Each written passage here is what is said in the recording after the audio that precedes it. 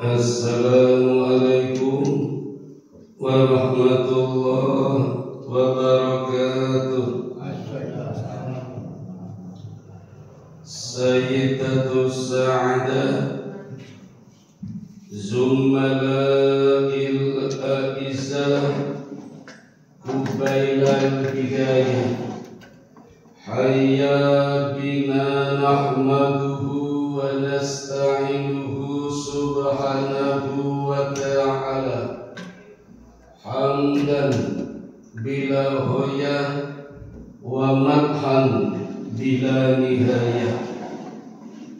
Ashhadu an la ilaha illallah wahdahu la syarika lah wa ashhadu anna Muhammadan abduhu wa rasuluhu la nabiyya ba'dah. Jamaah sholat dan kuliah subuh Masjid Darul Quran yang dirahmati Allah, pada pagi yang singkat ini izinkan saya menyampaikan kisah tentang Ashabul Qaryah. Ashabul artinya penduduk, Qaryah artinya negeri yang dibinasakan oleh Allah. Menurut pendapat ulama salaf. Menurut pendapat ulama khalaf, Qaryah artinya negeri yang dibina oleh Allah Subhanahu wa ta'ala. Jadi Ashabul Qaryah dapat diartikan negeri yang dibinasakan Allah, dapat pula diartikan negeri yang dibina oleh Allah. Menurut pendapat ulama salaf dan ulama khalaf. Di mana letak negeri penduduk Ashabul Qaryah? Allah tuliskan kisahnya di dalam Al-Quran surat yang ke-36, surat Yasin, mulai dari ayat 13 sampai dengan 27. Saya bacakan ayatnya, misalnya ayat ke-13. A'udzu billahi minasyaitonir rajim. Wadrib lahum mathalan ashabal qaryah idza'ahal mursalun. Buatlah suatu perumpamaan bagi mereka, yaitu penduduk suatu negeri ketika para utusan datang kepada mereka. Hadirin, ayat ini di ujungnya menggunakan kalimat ketika para utusan datang kepada mereka. Para utusan berarti utusan yang dikirim Allah ke negeri Ashabul Qaryah tidak cuma satu, tapi lebih dari satu. Setuju betul? Omong terus setuju. Bapak Ibu, ilmuwan menemukan ternyata lokasi Ashabul Qaryah berada di sekitar Laut Mediterania atau Laut Tengah. Disebut Laut Tengah karena posisinya berada di tengah-tengah antara tiga benua, benua Asia, benua Afrika, dan benua Eropa. Maka tanahnya sangat subur, strategis, dan menjadi jalur pusat perdagangan serta perekonomian dunia ketika itu. Dan Ashabul Qaryah ini meliputi 4 wilayah: Alexandria, Al-Quds, Romawi, dan Antokia. Nah, Antokia ini Bapak Ibu yang menjadi topik trending kasus Ashabul Qaryah. Bagaimana ceritanya? Di sini Allah kirim lebih dari satu nabi untuk berdakwah, meluruskan orang-orang penduduk negeri yang ingkar kepada Allah. Menariknya Bapak Ibu, kenapa Allah mengirim lebih dari satu nabi, biasanya umat-umat terdahulu ketika ingkar kepada Allah, Allah cukup kirim satu nabi. Umatnya dzurriyyat Qabil ketika ingkar kepada Allah, Allah kirim satu nabi, Nabi Nuh alaihi salatu wassalam. Kaum Ad ketika ingkar kepada Allah, Allah kirim satu nabi, Nabi Hud. Kaum Samud ketika ingkar kepada Allah, Allah kirim satu nabi, Nabi Soleh. Kaum Lut, kaum Sodom ketika ingkar kepada Allah, Allah kirim satu nabi, Nabi Lut. Kaum Naniwa ketika ingkar kepada Allah, Allah kirim satu nabi, Nabi Yunus. Kaum Madian ingkar kepada Allah, Allah kirim satu nabi, Nabi Syuaib. Dan kaum kafir Quraisy ingkar kepada Allah, Allah kirim satu nabi, Nabi Muhammad sallallahu alaihi wasallam. Ashabul Qaryah, Bapak, Allah kirim lebih dari satu nabi. Ini mesti ada apa-apanya ini. Langsung Allah kirim lebih dari satu nabi. Lah berapa nabi? Di ayat berikutnya dijelaskan mereka penduduk negeri Ashabul Qaryah, Allah kirim kepada mereka 2 orang utusan. Lalu mereka mendustakan keduanya, kemudian kami menguatkan dengan utusan yang ketiga. Maka ketika utusan itu berkata, sesungguhnya kami adalah orang-orang yang diutus kepadamu. Jadi berapa nabi, Bapak Ibu? 3 nabi. Coba Bapak Ibu, pertama Allah kirim 2 nabi dulu. Kemudian setelah mereka mendustakan, Allah kirim 1 nabi lagi. Nabi-nabi siapa Bapak Ibu namanya? Di dalam tafsir Ibnu Katsir disebutkan 3 nabi ini bernama Nabi Shadiq, Nabi Masduq, dan Nabi Shalom. Dalam kitab Al-Misbah, 3 nabi ini menggunakan nama yang berbeda. Orangnya sama, nabinya sama, tapi namanya beda. Nabi Syamun, Nabi Yuhana, dan Nabi Paulus. Semuanya adalah murid dari Nabi Isa alaihi salatu wassalam. Nabi Isa punya murid 12, Pak. Dikenal dengan nama kaum Hawariyun. Semuanya muslim. Saya ulangi, muridnya Nabi Isa semuanya muslim. Kalau muridnya muslim, maka gurunya muslim. Kenapa bisa berubah jadi Kristen? Kenapa bisa berubah jadi Tuhan?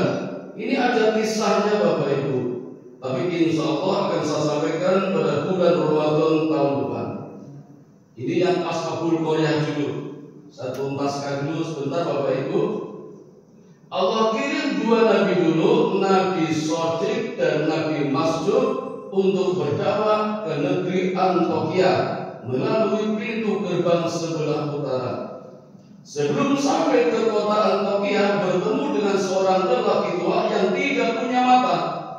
Jadi wajahnya biasa, hanya hidung, mulut, dan telinga, tidak punya mata. Ketika ditanya oleh 2 nabi ini, di mana letaknya negeri Antioquia, lewat mana aku bisa masuk? Lelaki tua ini menjawab, berikan aku mata dulu, akan aku tunjukkan di mana lokasi negeri Antioquia.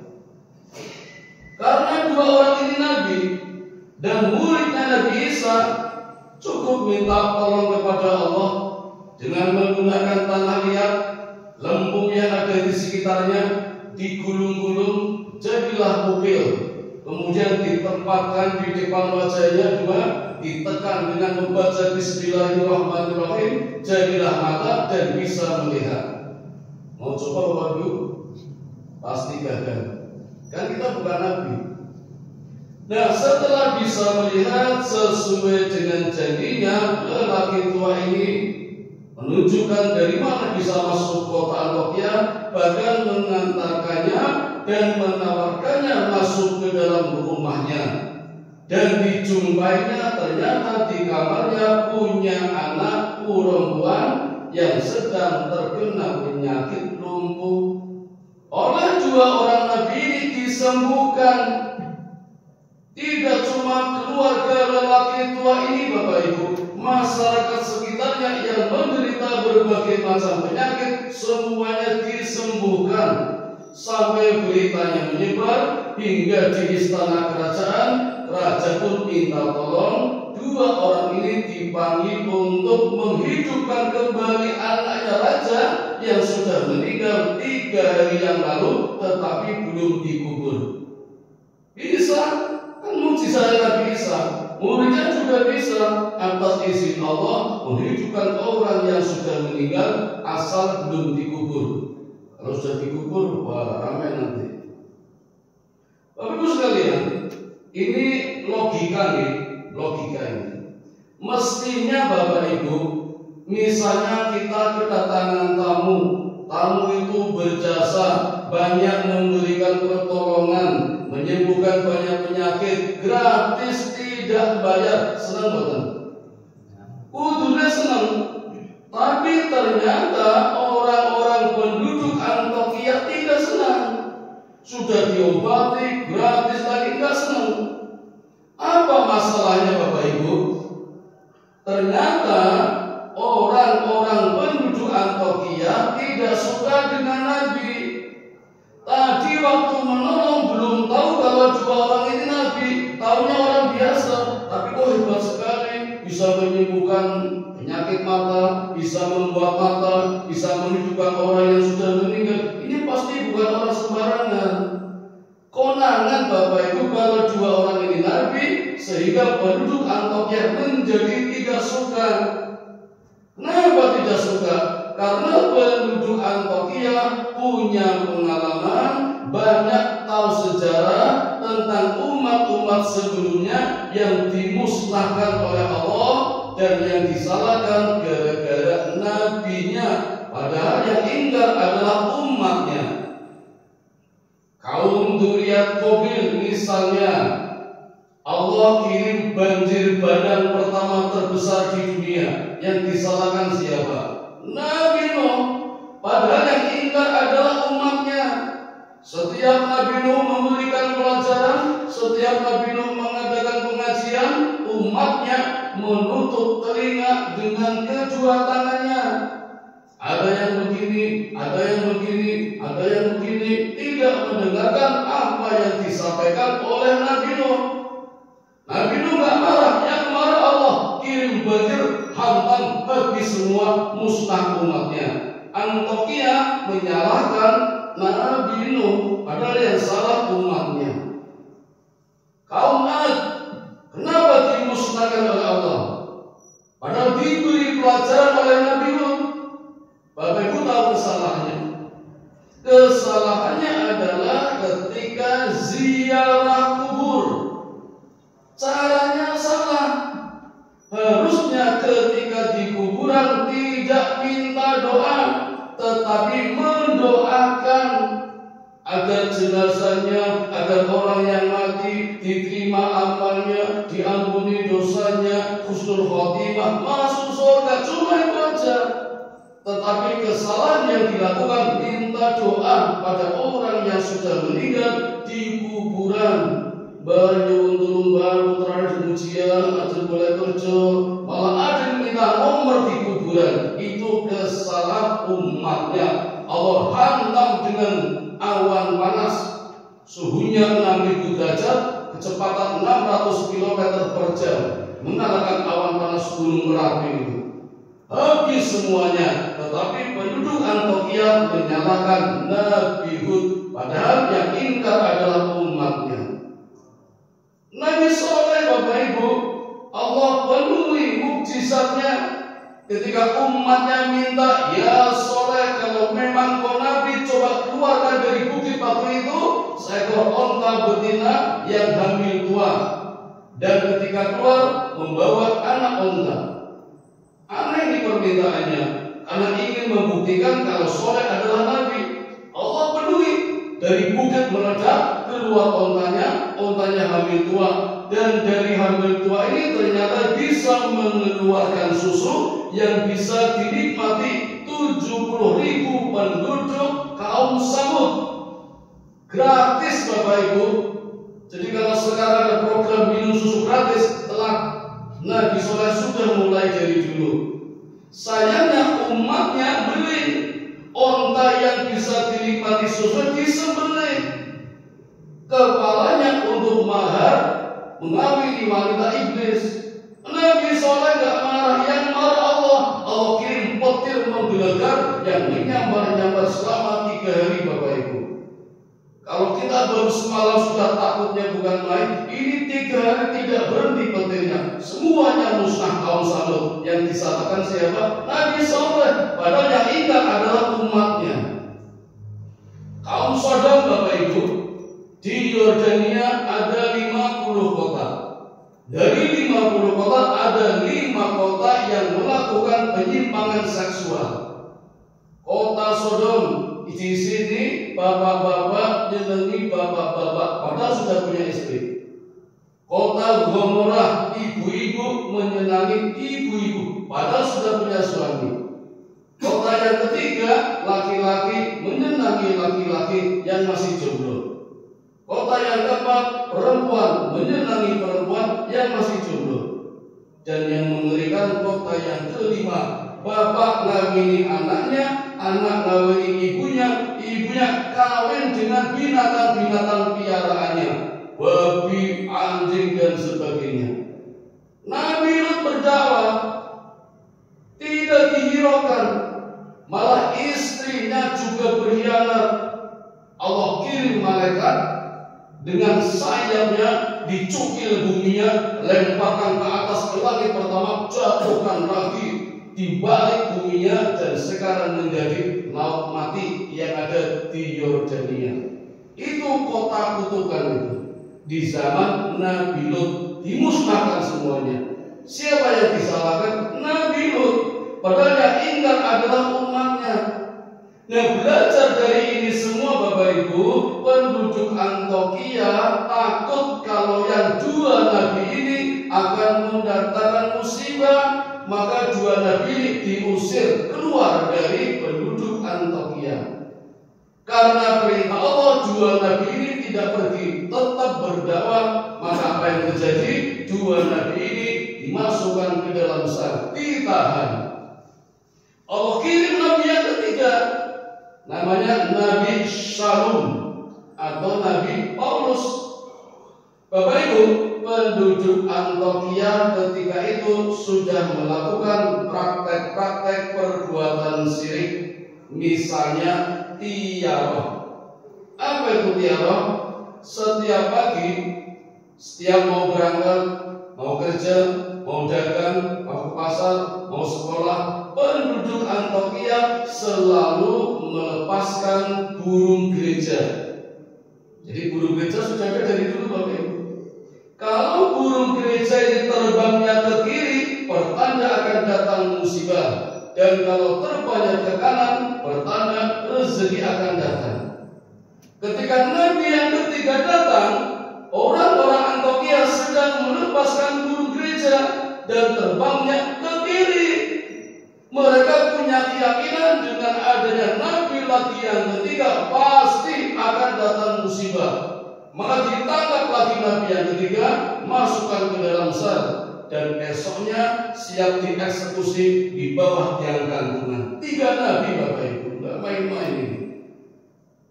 Hampir saja dieksekusi, tiba-tiba datang lelaki tua tadi yang diberi mata oleh 2 nabi tadi. Dari ujung kota lari-lari dan berteriak, hentikan, jangan kau lakukan. Mereka adalah orang-orang yang benar, semuanya utusan Allah. Mereka tidak minta bayaran, dan aku sendiri sudah ikut ke dalam agama mereka.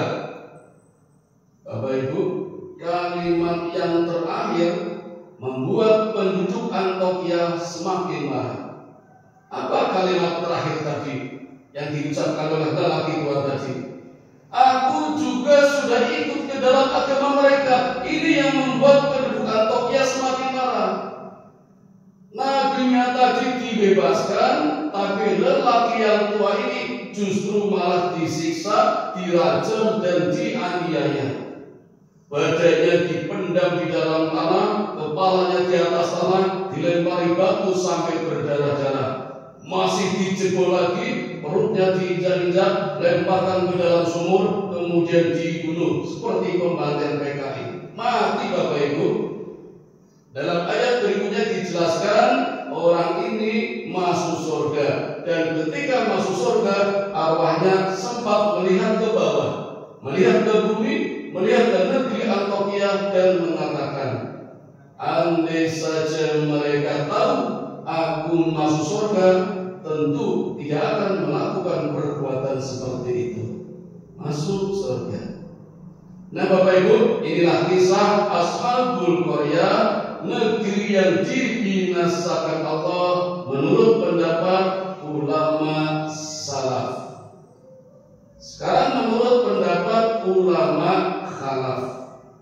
Setelah semuanya dimusnahkan, hanya sisa 3 orang nabi yang diselamatkan, tidak jadi dieksekusi. Nabi Shodiq, Nabi Masduq, dan Nabi Shalom.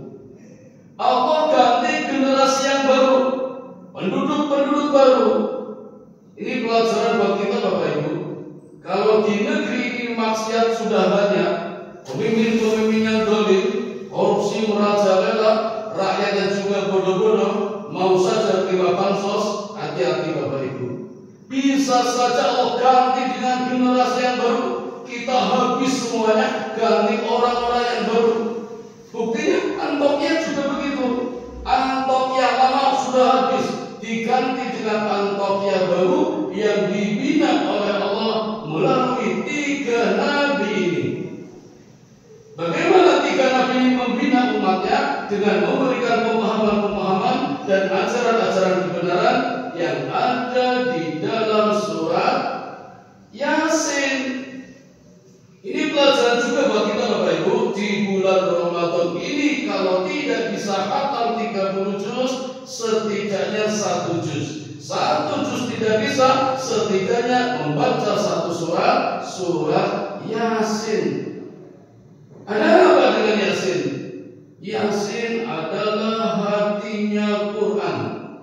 Ketika orang sedih, susah, gundah gulana, banyak masalah, banyak pikiran, bacalah Yasin. Insya Allah hatinya tenang, damai dan sejuk. Karena Yasin adalah hatinya Quran. Dengan surat Yasin ini Bapak Ibu, 3 nabi ini memberikan pembinaan, membina umat yang baru, membina penduduk negeri Antiokhia yang baru. Maka hasilnya Bapak Ibu, negeri Antiokhia yang sekarang sampai hari ini menjadi negeri yang makmur, sejahtera, dan dilindungi Allah Subhanahu wa Ta'ala, menjadi negeri yang baldatun thayyibatun wa rabbun ghafur. Jadi Bapak Ibu, Ashabul Qaryah ada 2 negeri, Antiokhia lama, Antiokhia baru. Antiokhia lama sudah dibinasakan Allah, Antiokhia baru dibina Allah melalui 3 nabi dengan memberikan pelajaran-pelajaran yang ada di dalam surat Yasin. Sebagai penutup Bapak Ibu, saya yakin Bapak Ibu, terutama Bapak-bapak, sering membaca surat Yasin. Sayangnya biasanya membacanya ketika tahlilan. Sama dengan kampung saya Bapak Ibu. Nah sekarang mari Bapak Ibu kita coba tingkatkan kualitas membacanya. Tidak hanya ketika tahlilan, tapi dalam keseharian. Baca terjemahannya, pelajari maknanya, gali sejarahnya. Insya Allah tidak cuma dapat pahala saja, tapi menambah hasanah ilmu pengetahuan dan mendapatkan kalau Yasin adalah hatinya Quran. Demikian Bapak Ibu yang dapat kami sampaikan. Mohon maaf kepada kekeliruannya. Terima kasih atas perhatiannya. Mari kita tutup dengan doa ifaratul majlis. Subhanakallahumma wa bihamdika asyhadu an la ilaha illa anta astaghfiruka wa atubu ilaik. Assalamualaikum warahmatullahi wabarakatuh.